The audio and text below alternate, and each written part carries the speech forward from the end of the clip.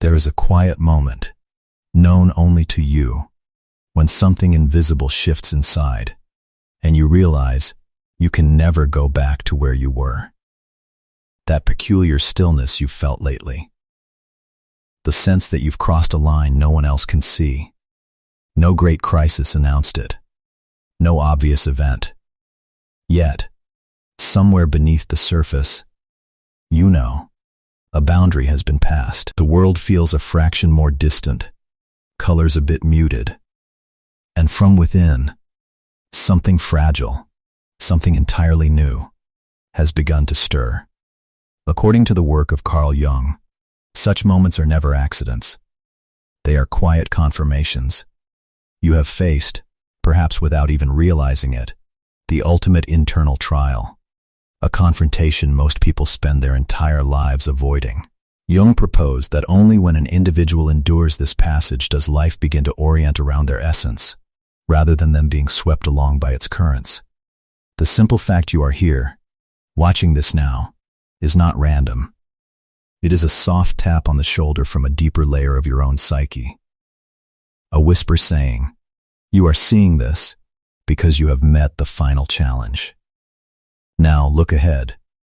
If a resonance, faint but undeniable, rises within you as you hear this, consider it an invitation. Your next chapter is already beginning. Let's explore what that truly means. The first sign isn't a feeling of triumph. It's something far more subtle, and most miss it completely. Number 1. The final passage. This is the moment you stand before the forces of your own unconscious, the ones others flee. It's a silent, interior event. You may look back and recognize a period where you went through something nobody around you could comprehend.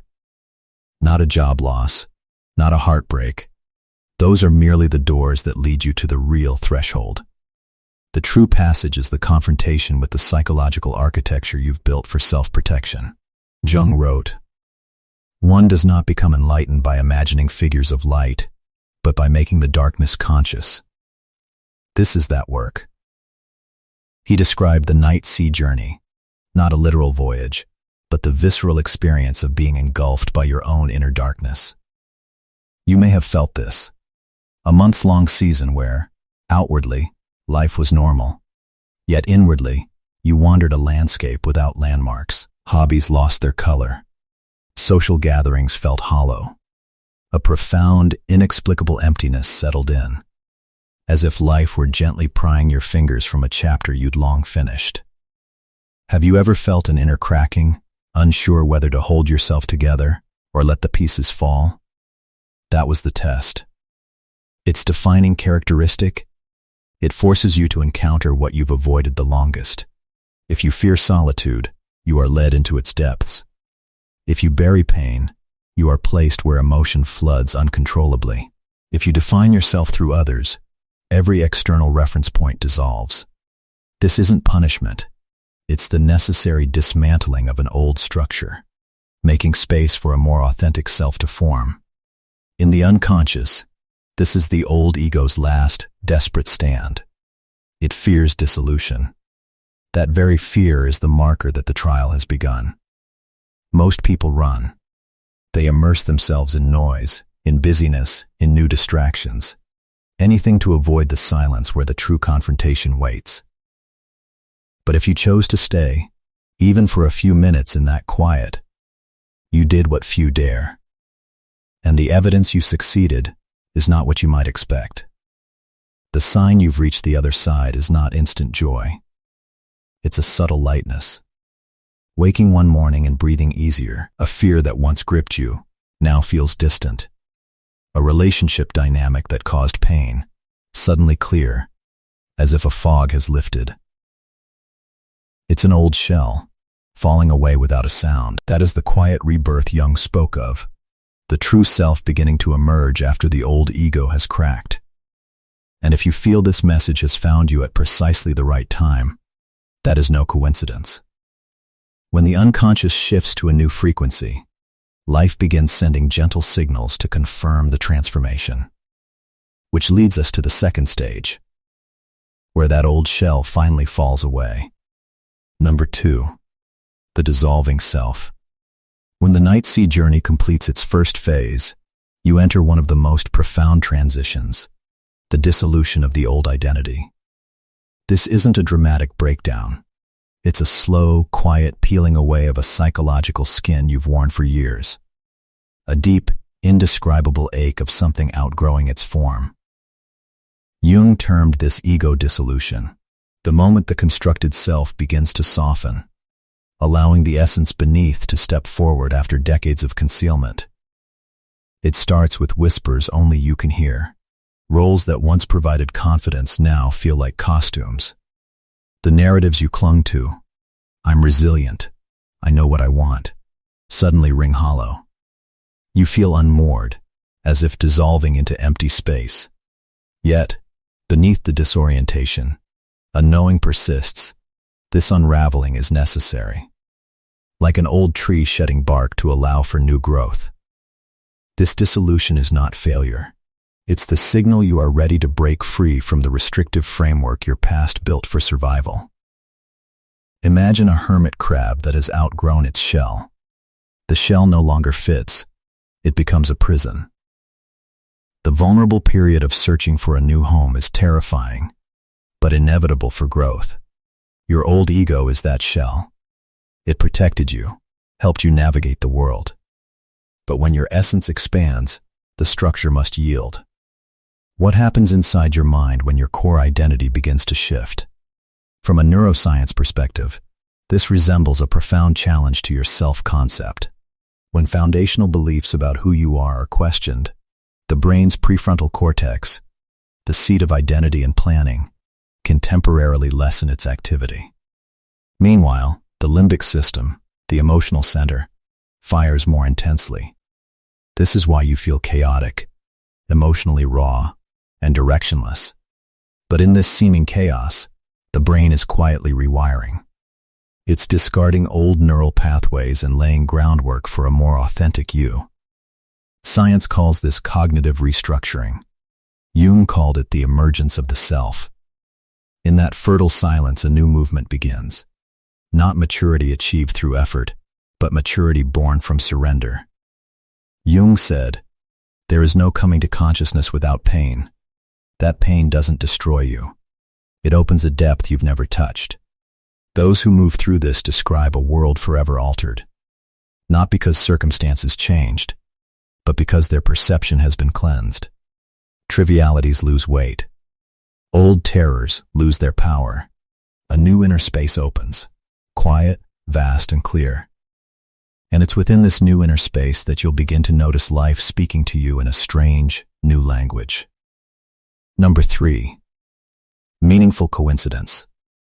When the old self dissolves and inner space expands, you start to notice something peculiar. The external world begins to mirror your internal shift in uncanny ways. Repeating numbers. A song lyric that answers a silent question. A book falling open to the perfect passage. Seemingly random encounters that feel strangely destined. Jung called this synchronicity, meaningful coincidence. It's the subtle language of the unconscious, signaling you've entered a new developmental phase. After ego dissolution, this is often the first recognizable sign. For Jung, nothing in the awakening process is truly random. He wrote that synchronicity is an ever-present reality for those who have eyes to see. When your inner frequency changes, the outer world responds like a string vibrating in sympathy. Most people overlook these signs. Their minds are still filled with the static of the old ego. But you, having endured the dissolution, become a more sensitive receiver. You don't just see these events, you feel the meaning trying to reveal itself through them. Consider the story of a man who, during a period of deep transition, kept seeing hawks. On his drive to work, perched on a lamppost, in the yard at a calf, in a documentary he stumbled upon. It felt beyond chance. When he finally asked, "What is this trying to show me?" he realized the hawk's symbolism, perspective, vision, rising above, was a direct message. He was being called to step back from the minutiae of his life and see the larger pattern. He began to make different choices, and his path clarified. Synchronicity works this way, gently. It offers puzzle pieces that fit together only when you're ready to see the picture. What makes synchronicity significant is that it typically only appears when consciousness reaches a certain maturity. When the ego is dominant, this channel is closed. But when the shell cracks, communication opens. In ancient myths, the hero is often given a humble talisman, a simple stone, a worn coin. It seems insignificant, but on the journey it becomes a crucial guide. Synchronicity is your talisman. It's not the answer, but the thread leading you forward. You don't need to hunt for it. You simply need to recognize it when it appears. Its presence is a confirmation. You are in the right place, at the right time, with the right level of awareness. And this new awareness now grants you the strength to face what you once buried. Number 4. Embracing the disowned self. As synchronicity begins its gentle guidance, it often prepares you for the next deeper phase, meeting your shadow. This is not a dark side in a villainous sense. It's the disowned self, the parts of you that you've hidden away because you believed they were unacceptable, weak, or shameful. When the old ego dissolves, you can no longer keep these parts locked away. The curtain lifts. You might notice suppressed anger, secret longings, vulnerabilities hidden behind a facade of strength. Jung stated, "Knowing your own darkness is the best method for dealing with the darkness of other people." The moment you dare to look at these disowned parts without flinching, radical integration begins. Picture a dusty attic in a house you've lived in for years. You've always kept the door locked, assuming monsters live inside. One day, you gather the courage to turn on the light. You find no monsters, only forgotten treasures, old photographs, and artifacts from different phases of your life, all parts of your story, waiting to be reclaimed. Your shadow is that attic. Integration is not about fixing bad parts. It's about allowing every aspect of yourself a seat at the table of your being. A woman once believed she was endlessly patient. During her integration phase, she found herself snapping over minor inconveniences. She felt she was becoming a worse person. In reflection, she asked herself a terrifying question. Is my patience truly kindness, or is it a fear of conflict? A fear that if I set boundaries, I will be abandoned. The truth, when it surfaced, brought not shame, but immense relief. The energy she used to suppress her needs was now freed. Shadow work proceeds with courage and compassion, not force. You don't need to excavate everything at once. Just shine a light on one corner. The rest will follow. When the shadow is met with awareness, a distinct lightness emerges. You feel a return to wholeness. You expend less energy on daily performance. And from this place of integration, life begins to move in a more authentic direction. This wholeness creates a ripple effect, fundamentally changing how you relate to everyone around you. Number 5. Reclaiming your projections. As you courageously integrate your shadow, a powerful internal shift occurs. You begin to withdraw your projections. This is a milestone Jung considered central to psychological maturity. Before the final passage, we often live as if the world is a screen for our inner drama. We believe others make us feel insecure, angry, or jealous. In truth, those emotions live within us. Others merely touch the unhealed places. The moment you stop thinking, "They hurt me," and instead ask, "Why does this specific thing hurt me so deeply?" you cross a threshold. Jung noted, "Everything that irritates us about others can lead us to an understanding of ourselves." That question is the beginning of reclaiming your power. Scientifically, projection is a form of emotional attribution. The amygdala, storing old wounds, can react to a present person as if they are a past threat, bypassing rational judgment. As you mature, the prefrontal cortex engages more, helping you separate past pain from present reality. Withdrawing projections doesn't make you passive. It makes you quietly sovereign. You stop handing others the remote control to your emotional state. You realize that what bothers you in someone else is often a reflection of an unintegrated part of yourself.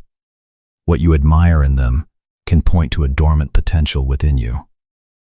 A man named David spent years feeling disrespected by his peers. Every meeting was agonizing. During his transformation, he realized the intense sting came from a childhood fear of being less than. He had been projecting that old narrative onto every glance and comment. When he withdrew that projection, his anxiety vanished. The people didn't change. His perception did. The world ceases to be a battlefield and becomes a mirror. You reclaim the energy once spent on blame and defensiveness. You stand on an unshakable inner foundation. And from this foundation, your entire life begins to silently, inevitably, reorganize. Number 6. The quiet reorientation. Once you see the world through clear eyes, free from the distortions of projection, a new phase emerges. Life begins to restructure itself around your new frequency. Jung called this inner reorientation, a silent, powerful shift in the trajectory of your existence. This isn't marked by loud events. It's felt in gentle nudges. Relationships that once felt familiar naturally drift, not from drama, but from a mismatch in resonance. A career path that felt secure suddenly feels constricting, as if you've outgrown its walls. You feel pulled toward new directions. Even without a clear map, your intuition becomes a reliable compass. It's akin to a magnet whose polarity has reversed. All the metal filings around it, your habits, relationships, opportunities, naturally rearrange into a new pattern. You change at the core, and your world reorganizes accordingly. Consider the transformation of someone like Viktor Frankl. In the unimaginable crucible of the concentration camps, his old identity and external world were utterly destroyed. In that abyss, he found a profound reorientation, the primacy of finding meaning. After his survival, his entire life, his work, his writing, his legacy flowed not from chasing happiness, but from that core, reoriented principle. His new life was built around the frequency he discovered in the depths. When you enter this stage, you'll notice a strange new flow. What is meant for you begins to find you. Choices become clearer.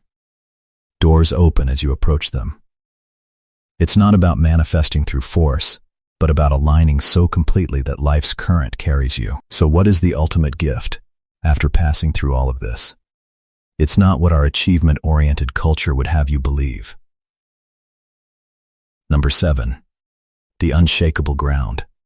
The true reward for enduring the final passage is not fleeting euphoria or material success. It is something far more valuable, an unshakable, inner peace, a foundational stability that no external circumstance can disrupt. This doesn't feel like a victory parade. It feels like finally arriving home within yourself. It arrives softly, like the deep calm after a long storm. You begin to operate from a centered place, not because you're trying to be strong, but because the internal conflicts have settled. Jung referred to this as inner order. He wrote, "In all chaos there is a cosmos, in all disorder a secret order." When you touch that secret inner order, everything in your life finds its rightful orbit around you. You become the stable axis. In practical terms, you stop being emotionally hijacked. You no longer seek validation. Triggers lose their power. You respond instead of react. You communicate with clarity, not defensiveness. Imagine a deep lake finally becoming still after a windstorm. It is in that stillness that it can clearly reflect the sky above. Your mind, once turbulent, now reflects reality with startling clarity. A woman who had always been hypersensitive to criticism found that after her inner transformation, her boss's same feedback elicited zero internal panic. The feedback hadn't changed. Her need to defend a fragile self-image had dissolved. She was free to simply listen, learn, or let it go. This gift moves you from a life of reaction to a life of creation. You are no longer dragged into battles that aren't yours. You choose your engagements from a place of wholeness and purpose. The fact this message resonates with you now is itself a form of synchronicity. The unconscious brings you only to what matches your readiness. This resonance is a quiet confirmation. You have faced what many flee. You have passed the final test. No one hands you a certificate. The proof is in the quiet transformation, in how you hold yourself, in the fears that no longer rule you, in the steady gaze you now bring to your life. If this journey has mirrored your own, mark this moment. Click like on this video. It's a quiet nod to your own courage, and it helps this message reach others standing at their own threshold. If you know someone who needs to hear this, share it, and subscribe if you wish to continue exploring these depths. Because this isn't an ending, it's the beginning of living from an entirely different center.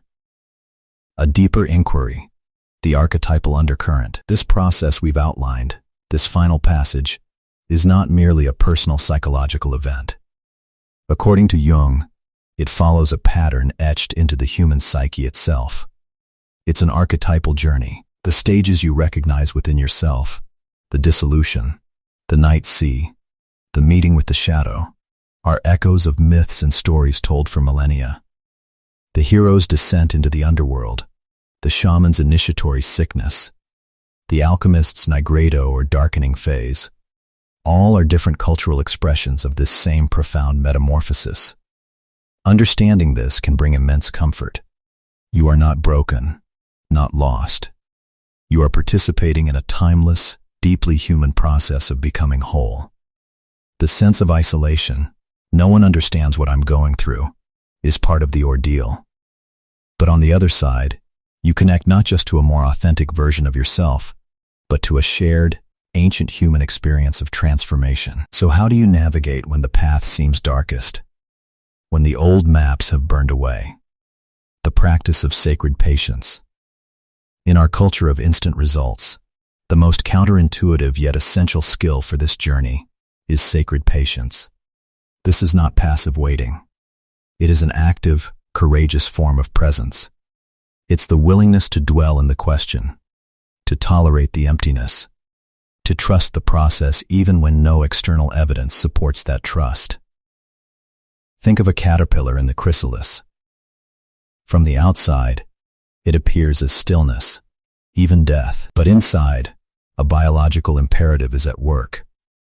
A literal dissolution of the old form into a nutrient-rich soup, from which the structures of the butterfly self-assemble. The caterpillar does not try to become a butterfly.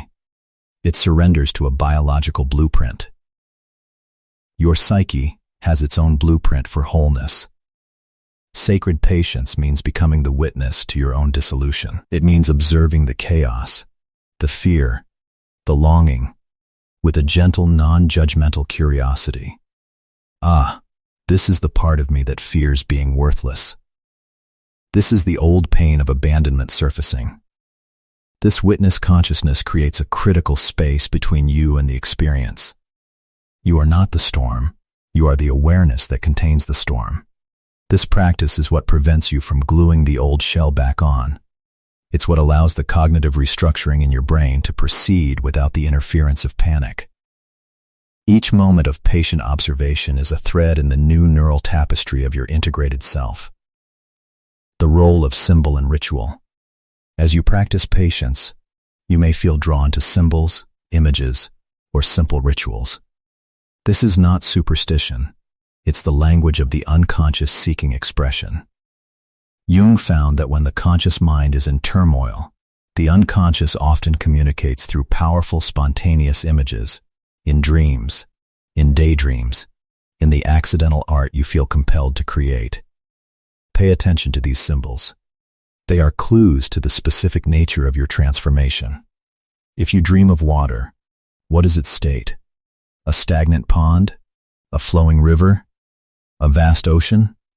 If an animal appears repeatedly, Research its symbolic meaning across cultures.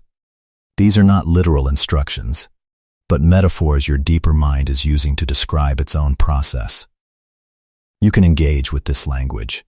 A simple ritual, like lighting a candle to signify holding space for your own darkness, or writing a letter to your shadow and then burning it, can be profoundly grounding. It externalizes the internal process, giving it a form the conscious mind can acknowledge and release. It's a dialogue between your conscious awareness and the vast intelligence of your unconscious. But what about the world outside? How does this intensely inner work impact your daily actions and relationships? Living from the new center. The transformation we're discussing is not an escape from life, but a deeper immersion into it with new eyes. As the inner reorientation solidifies, it begins to express itself outwardly in tangible, often quiet, ways. This is where theory meets the ground of your daily existence. Your values undergo a silent audit. Activities, relationships, and goals that were once driven by the old ego's needs for approval, security, status, begin to lose their magnetic pull. You might find yourself decluttering your physical space, not as a chore, but as an outer reflection of your inner cleansing. You may have less tolerance for superficial conversation, not from arrogance, but from a hunger for authentic connection. Decision-making changes.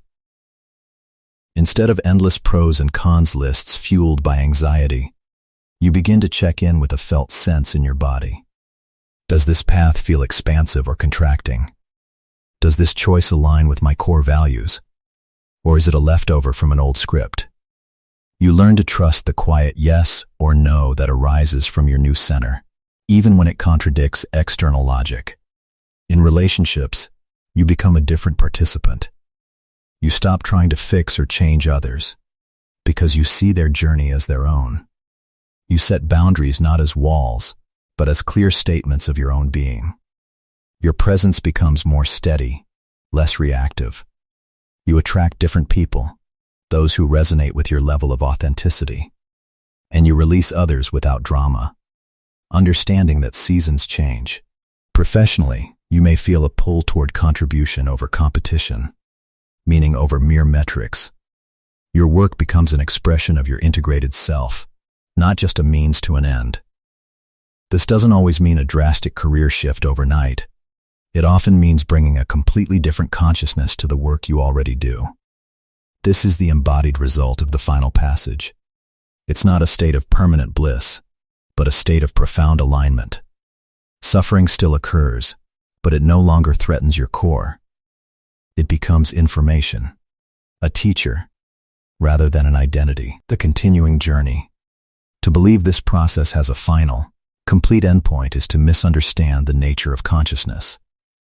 Jung's concept of individuation, the lifelong process of becoming who you inherently are, suggests this is a spiral, not a linear path. You will encounter smaller versions of these stages again, at new depths, as you continue to grow. The final test you passed was a major initiation, but life will present further refinements. A new layer of shadow may emerge. A new aspect of your personality may need to be integrated. The synchronicities will keep speaking, guiding you to the next edge of your understanding. The difference is, you now have a map. You have felt the texture of the journey. You know the signs of dissolution from those of true crisis. You recognize the voice of fear as the old ego's last stand. And you know the quiet pulse of your true intuition. You have built the muscle of sacred patience. This is why the initial passage feels so monumental. It installs the operating system for a conscious life. All future growth runs on this new, more authentic software. A final word of confirmation. If you have listened this far, something in you is deeply ready. This content has found you because you are at a threshold, either looking back on a passage completed or standing in the midst of one, seeking assurance. Let this be that assurance. The loneliness, the confusion, the sense of being between worlds, these are not signs of failure. They are the signatures of profound metamorphosis. You are not falling apart. You are falling together in a way you could not have previously imagined. Your task is not to force, but to allow. To practice patient observance. To courageously shine the light of your awareness into the forgotten corners of your being. To trust the synchronicities that appear like streetlights on a foggy road. The unshakable ground you seek is not a place you find. It is a presence you become. It is the cumulative result of every moment you chose to stay with yourself. In the dark, in the quiet, in the truth. This community exists for those on this path. If you want to continue this exploration, make sure you are subscribed. The bell icon ensures you won't miss our deep dives into Jungian psychology, practical shadow work, and the neuroscience of transformation. But before you go, I want you to do one more thing. In the comments below, I want you to leave a single symbol. Just one. Not a word, but an image or emblem that has been quietly appearing in your life or your mind lately. A shape, an animal, a natural element. Don't overthink it. Let it arise. By sharing it, you're not just commenting. You're engaging in a collective act of symbolic awareness, affirming your own unique thread in this vast, archetypal tapestry. Thank you for your courage. Keep going. Your journey is the only one that matters.